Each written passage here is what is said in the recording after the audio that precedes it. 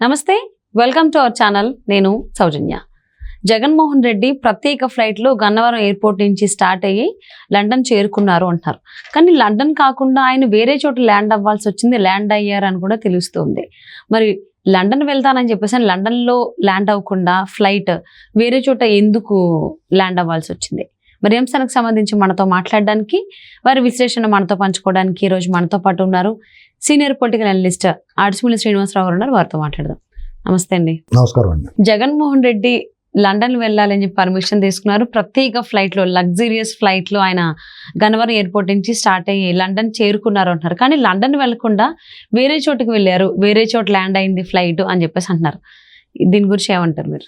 ఇప్పుడు జగన్మోహన్ రెడ్డి గారు ఆయన ఫ్లైట్ లండన్లో చక్కర్లు కొట్టింది, కానీ ల్యాండ్ అవ్వలేదు. వాళ్ళు పర్మిషన్ లేదేమో, మరి దిగడానికి ఉదయా నువ్వు దిగడానికి కుదరదన్నారేమో.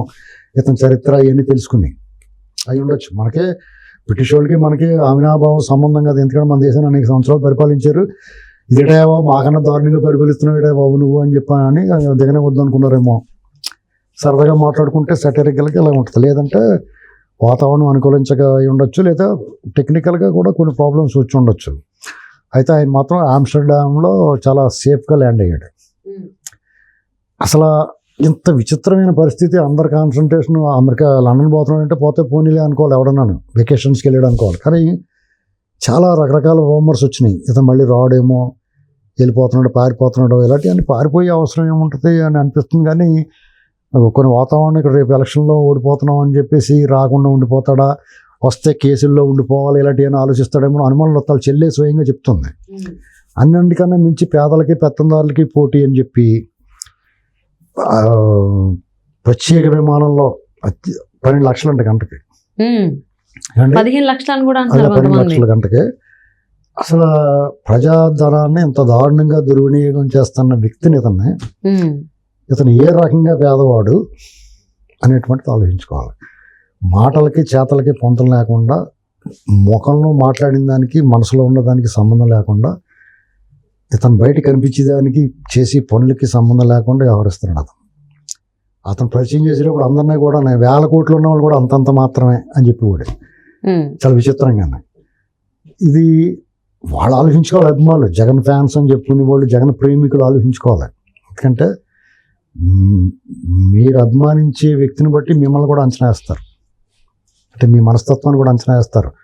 సపోజు సినిమా యాక్టర్లు అనుకోండి, అది వేరే కథ. కానీ ఇది రాష్ట్రానికి సంబంధించి రాష్ట్ర ప్రజల మీద ప్రభావం ఉంటుంది. పాలకుడు, రాజకీయ నాయకులు అభిమానులుగా ఉండేవాళ్ళు ఆలోచించుకోవాలి. ఇప్పుడు జగన్మోహన్ రెడ్డి మళ్ళీ రావాలి, లేదా అతనే వస్తాడో అని చెప్తున్న వాళ్ళు కూడా జనం రేపు నుంచి పురుగుల్లా చూస్తారు. ఎందుకంటే నీ కోరి అదేం కోరికరా బాబు, రాష్ట్రం సర్వనాశనం చేసిన వాడిని, ఇలాంటి అరాచకవాదిని, దొంగతనాలు అన్నీ చేసిన వాడిని నువ్వు ఎలాగా రమ్మని కోరుకుంటున్నావు, నీ బుద్ధి ఏంటి ఇలా తయారయ్యో అని అంటారు. ఇప్పుడు ఓలలో కూడా పొరబోకి ఎంత తిరిగి కొడితే ఆడికి ఎత్తటకరా పాడైపోతామని చెప్తారు కదా.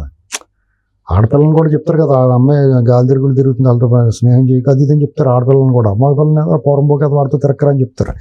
అలాగే రాజకీయ నాయకుల్లో కూడా ఇలాంటి అరాచకవాదుల్ని, దోపిడీదారుల్ని, అవినీతి పరుల్ని, భవిష్యత్తు లేకుండా చేసేసిన వాళ్ళని, అభిమానించిన వాళ్ళని ఏంట్రా నువ్వు ఇలా తిరుగుతున్నావు, ఇలా చేస్తున్నావు అని చెప్పి రేపు నుంచి విమర్శించి తిట్టి రోజులు వస్తాయి. ఏమైనా లండన్ వెళ్ళాడు, వాళ్ళ చెల్లి ఏమంటుంది, మళ్ళీ వస్తాడు రాడు అని చెప్తుంది. ఇది కొత్త వివాదం మొదలైంది. అందరిలో ఉత్సాహం, ఆసక్తి పెరిగింది. అతను వచ్చిన తర్వాత అమ్మాయి వచ్చాడో బాగునుకుంటారు, లేకపోతే వచ్చేదాకా కూడా రాడేమో, ఇంకా అక్కడే ఉండిపోతాడో, వీళ్ళే డబ్బు పంపేస్తారు అక్కడి నుంచి, దొబ్బేసిన డబ్బులన్నీ ఆల్రెడీ కొంత చేర్చేసారు, అక్కడ కంటైనర్లు వెళ్ళిపోయింది అని రకరకాల రూమర్లు వచ్చేస్తున్నాయి. పుచ్చిందంటే పురుగట్టేసిందంటారు. నిజంగా అది ఉన్నా లేకపోయినా కూడా కథనాలు వచ్చేస్తాయి. కానీ ఇతని విషయంలో ఆ కథనాలు నిజమే అవుతాయి. ఇప్పుడు షర్మిలా గారికి అతనికి విభేదాలు ఉన్నాయి అని ఒక పత్రిక రాసింది ఒకప్పుడు. ఏమీ లేదు, నువ్వు ఇంట్లోకి వెళ్ళి చూసావా, తలుపు మంచం కింద దాక్కుని చూసావా అన్నారు. అది నిజమైంది కదా. షర్మిల పార్టీ పెడుతుంది అన్నారు, నువ్వు చూసావా అన్నారు, పెట్టింది కదా. తెలంగాణ క్లోజ్ చేసి ఆంధ్రాకి వెళ్తుంది, కాంగ్రెస్లో చేరిపోద్ది అన్నారు, నువ్వు చెప్తావులే అన్నారు. తర్వాత ఆంధ్ర వచ్చింది కదా, పెట్టింది కదా. తర్వాత జగన్మోహన్ రెడ్డి వాళ్ళ చెల్లి సునీతకి ఇద్దరు కలిసి చెరుకో పక్కన పిక్కు తిని హెరుగుతున్నాయి. వాళ్ళ బాబాయ్ మర్డర్ కేసు విషయంలో కానీ మొత్తం ఇంటి గుట్టు లంకకి చేయటం అంటారు. ఇంటి గుట్టు బయట పెట్టేశారు కదా. అతనితో మనందరం 5 సంవత్సరాలు మాట్లాడింది, వీళ్ళు 6 నెలలు మాట్లాడి అతను బొమ్మ బయటేసేసారు. కదండి. కాబట్టి వాళ్ళు చెప్తున్నారంటే అంత కొంత నమ్ముతారు. ఇతను మళ్ళీ రాడు అన్ని సర్దుకుంటున్నాడు, పాస్పోర్ట్లు గేట్లు అన్నీ రెడీ చేశారు. కాదులే అన్నారు. అలాగే అతను ఊరు వెళ్తానికి పర్మిషన్ అడిగాడు. పర్మిషన్ అడిగి వెళ్తాడు. ఆ పర్మిషన్ ఇచ్చేవాళ్ళకి ఉండాలి. ఇంత తీవ్రమైన నేరాల్లో నిందితుడిగా ఉన్నాడో, అతను 10 ఏళ్ళ నుంచి బెయిల్ మీద ఉన్నాడో, ఇతను వెళ్తే మళ్ళీ వస్తాడో రాడో అని అనుమానం వాళ్ళకి ఉండాలి. సిబిఐ వ్యతిరేకించినా కానీ కోర్టు పర్మిషన్ ఇచ్చింది. మరి రాకపోతే ఆ కోర్టు జడ్జి గారిని అడగాలి తీసుకురమ్మని. అంతే, ఇంకంతకన్నా చేసేది ఏం లేదు. అంటే అసలు వెళ్తాను అని చెప్పి కోర్టు దగ్గర పర్మిషన్ తీసుకుందేమో లండన్.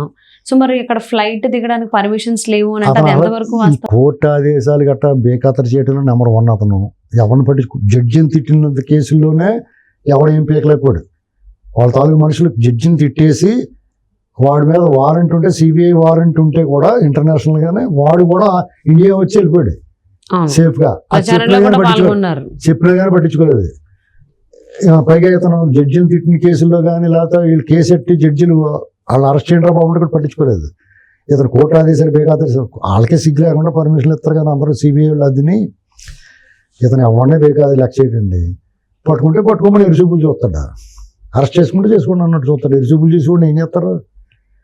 అతను అన్నట్టు బరిదెగించేసి ఉన్నాడు. ఆల్రెడీ వస్తే కొండ పోతే వెంటగా కింద అయిపోయాడు అండి అతను.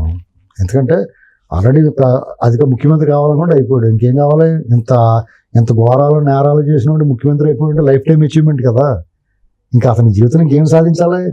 ఇక్కడ సమస్య ఎవరికి వస్తుందంటే, ఇతను గుడ్డిగా నమ్మి ఇతను కూడా ఉండి ఈ ఆఫీసర్లు రెడ్లు అందరూ కూడా అతనికి బూట్లు నాకారు కదా, ఆ బ్యాచ్ అందరికీ నష్టం. ఇప్పుడు అధికారులు ఐఏఎస్లో ఐపీఎస్లో వీళ్ళు కొంతమంది నాయకులు నోటుకొచ్చినట్టు మాట్లాడిన వాళ్ళు వీళ్ళందరికీ శిక్ష పడుతుంది.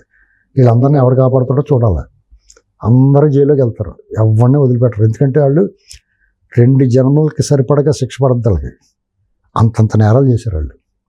ఏ డిపార్ట్మెంట్కి అదినా అందులో 200 మంది దొరికేస్తారు. ఓవరాల్గా 2-3 వేల మంది రాజకీయ నాయకులు కానీ అధికారులు కానీ దేశమన్నా విడుదల పారిపోవాలా లేదా జైల్లో అన్న కూర్చుంటారు. ఇది ఖాయం. సో మరి జగన్మోహన్ రెడ్డి పర్మిషన్స్ అయితే తీసుకున్నారు కదా లండన్ వెళ్ళడానికి, మరి అక్కడ ఫ్లైట్ ల్యాండ్ అవ్వడానికి అక్కడ పర్మిషన్స్ ముందే తీసుకోవాలని చెప్పి తెలియదు వాళ్ళకి? టెక్నికల్గా ఉండదండి, ఇప్పుడు సాంకేతికంగా కొంత ప్రాబ్లమ్స్ వస్తాయి ఒకసారి. అలాగే అంతేనా? లేకపోతే నెదర్లాండ్స్ అక్కడ ఆమ్స్టర్డామ్ వెళ్ళాలని ముందే అనుకుని బట్ పేరుకి మాత్రం లండన్ అని చెప్పి చెప్తున్నారా? వ్యవహారంలో ఏదైనా సాధ్యమే అండి. వీళ్ళు చెప్పేదోటి చేసేదోటి చేస్తారు. వీళ్ళని ఏమీ పూర్తిగా నమ్మటం లేదు. వీళ్ళు ఏం చెప్పినా అబద్ధమే. నోరు తెరిస్తే అబద్ధం ఆడతారు.